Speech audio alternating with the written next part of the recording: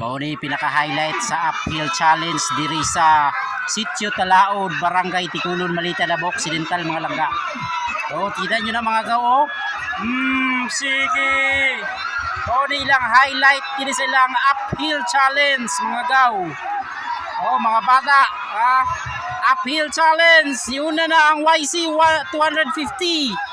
Followed by KTM 300. Champion si YC.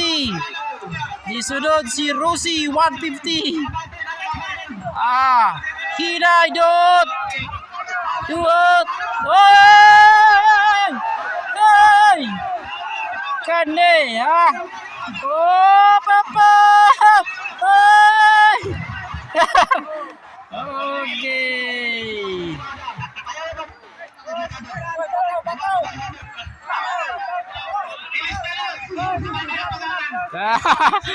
Grabe kalingaw sa mga tao mga gaw. Okay, sige. Downhill. Champion, no? Grabe ka power. Na-final day mga gaw.